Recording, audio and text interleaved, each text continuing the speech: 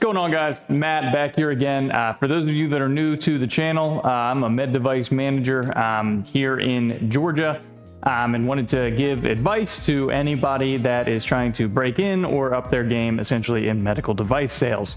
So I wanted to give an overview of kind of what it's like in your first year as med device sales, some things you should look out for and whatnot. So we're going to get right into it. So I'm sure you've heard this many times, but I did want to say that it's like drinking out of a fire hose. There's so much that you don't know when you're first getting into medical device sales, and it can seem like, you're just ready to go out there and sell everything, and you're gonna owe up to your promises that you told your hiring manager that you're gonna go out and crush it. But my advice to you would be pump the brakes a little bit, at least in like the first 1 to 3 months, because there is a lot that you don't know. There's things you don't know with competitors, long-standing physician relationships. I guarantee you probably don't know the product that well yet. And if you do get chances with physicians to meet with them and you actually don't know something about the product that they're asking, a lot of the times, they won't give you a second chance. So, take that how you will, but make sure that you learn the product effectively and efficiently, the best that you possibly can, before getting ready into going gung-ho mode. I'm going to completely go sell this thing. And also, it's going to be extremely beneficial when you're first starting out to go to the accounts and see what they use, or ask your senior, if you have one, what the accounts are using and why they use it, and any kind of long-term relationships they've had with another vendor. That is all useful stuff to know. So the first year one, you should be essentially learning the landscape, helping out your senior rep, and then trying to do the best to grow the business within your limits.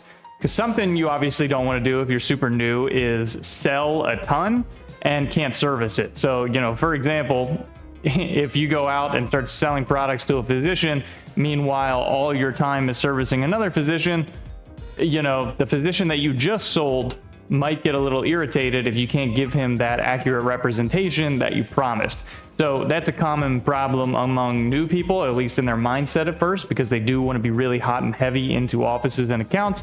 But usually either your manager or the senior will, talk you down from that and let you know, the best decision for you. And the next thing you want to do in your first year of medical device sales is help out your senior as much as possible. Most companies will not offer someone without any experience, like a senior territory role. It happens, but not often. So your senior is going to be the person that is going to be responsible for telling your boss how you are doing, essentially, and they're going to be in communication about you. So the more your senior likes you, the more that you're doing work for him, selling for him, taking a burden off of his plate, the better things are going to go, especially in that first year, because most companies a lot of times in the first year won't task you with incredible selling tasks. It's more just servicing and learning the product. So by the end of year one, you want to be extremely proficient in your device. This is something that by the end of year one, you should have underneath your belt to begin to start either selling in year two, or just be a lot more confident covering cases if you're in a hardware role, to really be able to help your senior out the second year and potentially start growing with them. But that does not happen until you're completely proficient in the product, know the if, ands, or buts, and anything that a surgeon or healthcare provider might ask of you of it. And one more thing I did want to mention is that always be nice about competitors.